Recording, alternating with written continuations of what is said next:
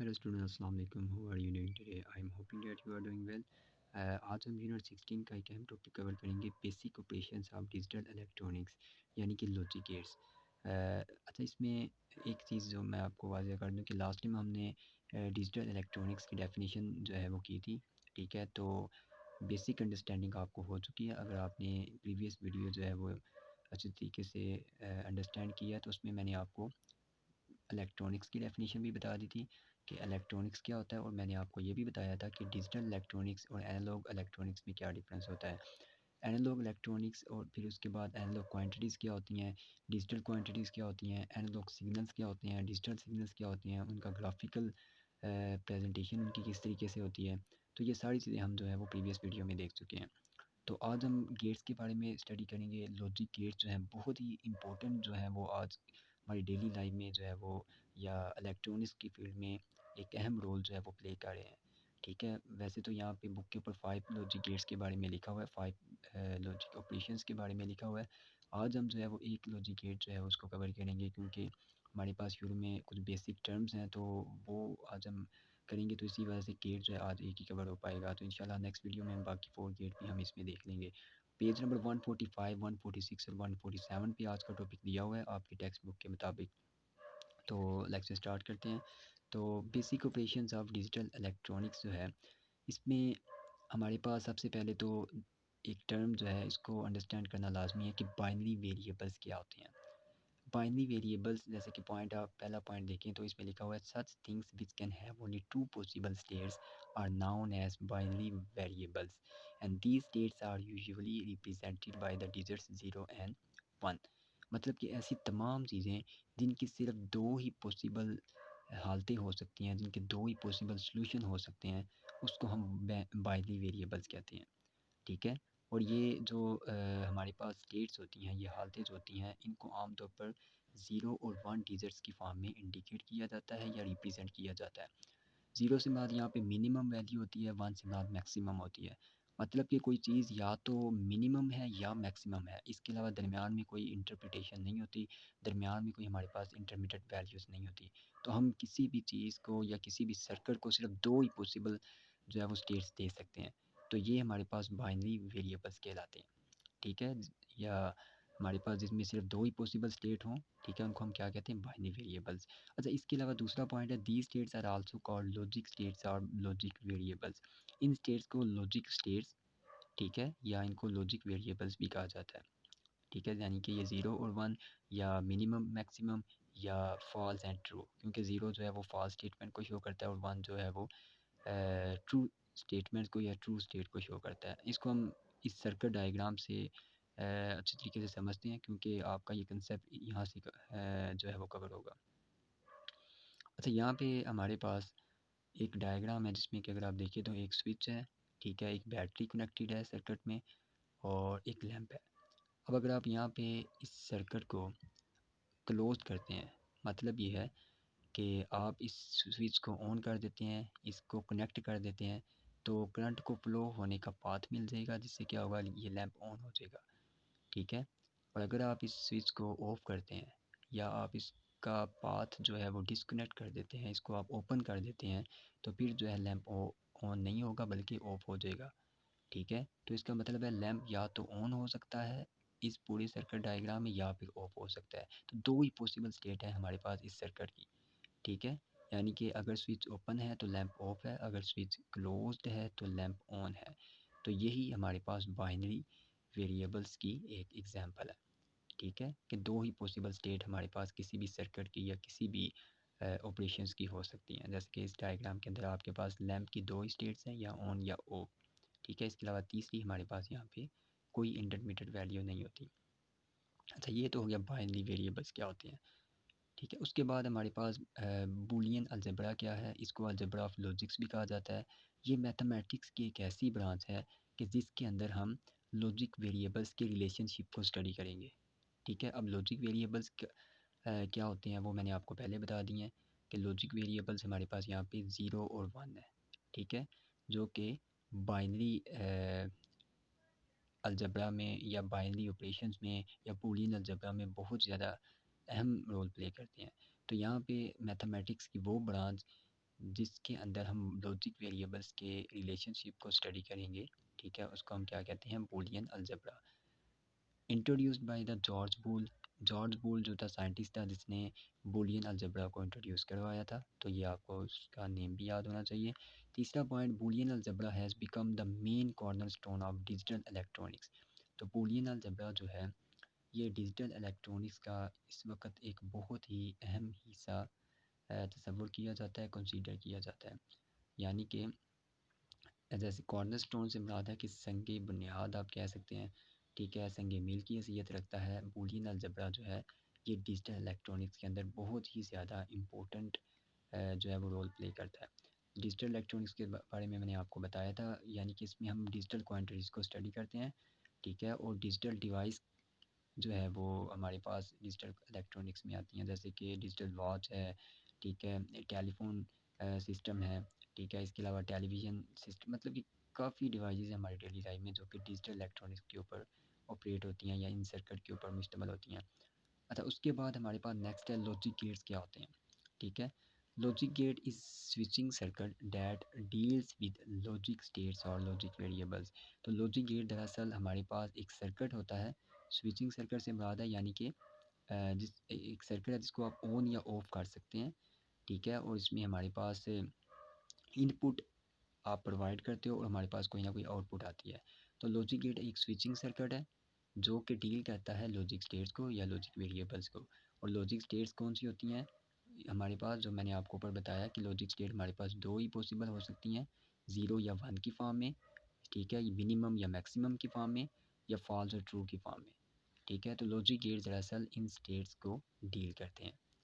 ठीक है, अब देखते हैं कि लॉजिक गेट्स हमारे पास कौन कौन से होते हैं। तो बेसिक लॉजिक हमारे पास जो गेट्स हैं या ऑपरेशंस हैं उनमें हमारे पास आ जाते हैं। नंबर वन पे अगर आप देखें तो एंड ऑपरेशन है।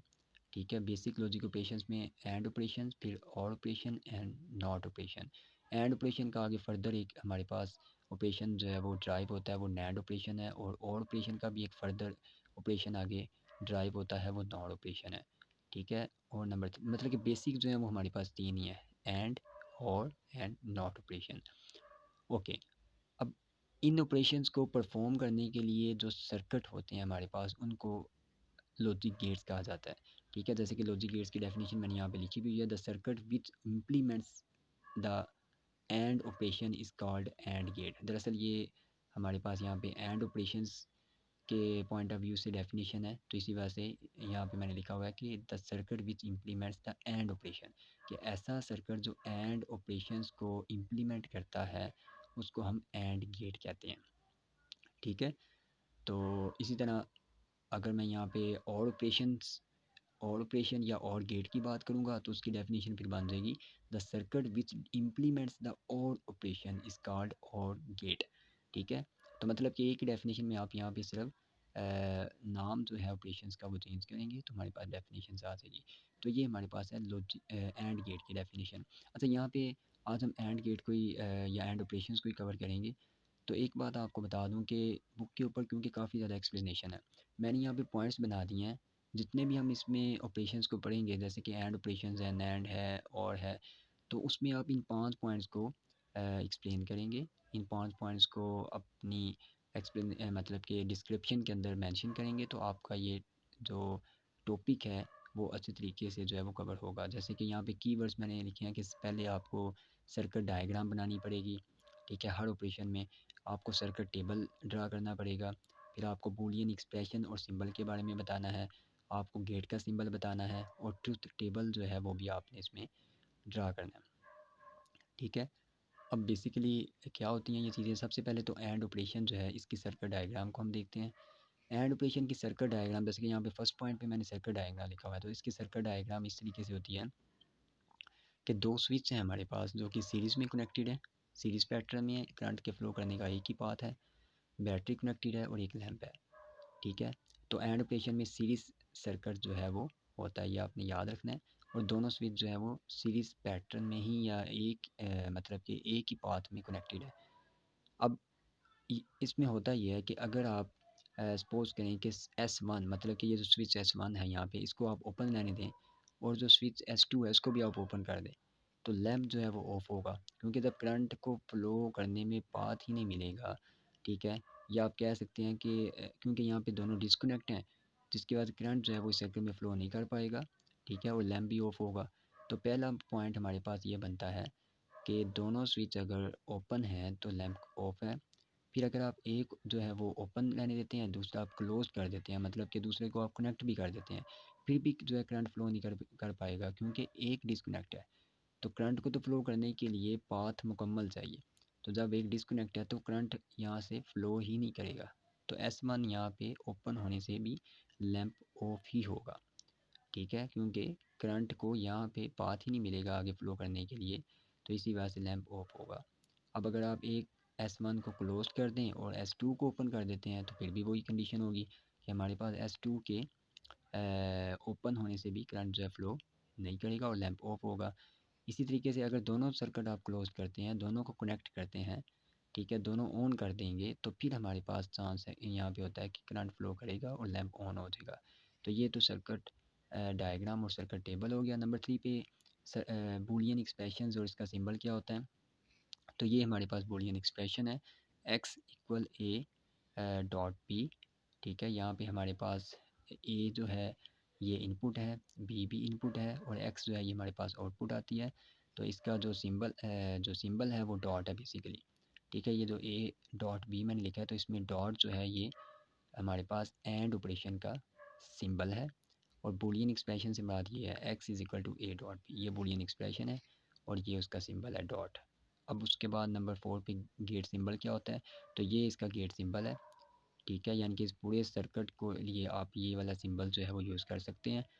ए डी की फॉर्म में हमारे पास ये होता है, ठीक है, जिसमें दो इनपुट हमारे पास ए और बी, और एक हमारे पास आउटपुट आती है।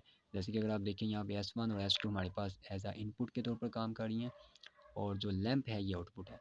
तो यहाँ पे जो भी हमारे पास कंडीशन होगी उसके मुताबिक ही लैंप जो है वो ऑन या ऑफ होगा। तो इनपुट आप यहाँ पे दे रहे हैं, आउटपुट आपको यहाँ पे मिल रही है। तो ये हमारे पास जो है इसका जो है गेट सिंबल आ जाएगा। फिर ट्रूथ टेबल क्या होता है, मतलब ट्रूथ टेबल आपको किसी भी सर्किट की इनपुट से जो आउटपुट की वैल्यूज़ आती है उसके बारे में आइडिया देता है, ठीक है। जैसे कि अगर आप देखें, अब आपने यहाँ पे ट्रूथ टेबल को बाइनरी डिजिट्स की फॉर्म में लिखा है या लॉजिक स्टेट्स की फॉर्म में लिखा है, ठीक है। ए हमारे पास यहाँ पे ज़ीरो है, बी भी ज़ीरो है, मतलब कि अगर आप ए और बी दोनों को ज़ीरो रखते हैं, या आप इस अगर सर्किट डायग्राम ये जो सर्किट टेबल है इसको देखें, तो ओपन यहाँ पे मतलब है कि ज़ीरो वैल्यू है, ओपन यहाँ पे S2 में भी है तो ये भी ज़ीरो है, और अगर आप लैंप देखें तो ऑफ है, तो मतलब कि हमारे पास आउटपुट भी क्या आ गई, ज़ीरो, ठीक है। अब ओपन ज़ीरो, क्लोज्ड के लिए आप 1 लगाएंगे क्योंकि ये मैक्सिमम वैल्यू के लिए होगा, और अगर आप देखें यहाँ पे ऑफ लिखा आ रहा है तो ऑफ है, तो फिर भी हमारे पास ज़ीरो। फिर सर्किट क्लोज्ड है, S1 S2 ओपन है, तो इसके मुताबिक क्लोज्ड के लिए 1 आ गया, ठीक है, यहाँ पे हमारे पास ज़ीरो आ गया ओपन के लिए, तो आउटपुट भी हमारे पास ज़ीरो आएगी क्योंकि लैंप फिर भी ऑफ ही होगा। लेकिन अगर आप दोनों क्लोज कर देंगे, यानी कि दोनों 1 1 वैल्यूज़ होंगी, तो आउटपुट हमारे पास 1 आ जाएगी, ठीक है। तो ये हमारे पास एंड ऑपरेशन का ट्रुथ टेबल है, जो कि अक्सर एग्जाम में एज आ शॉर्ट क्वेश्चन के तौर पर भी पूछा जा सकता है, ठीक है।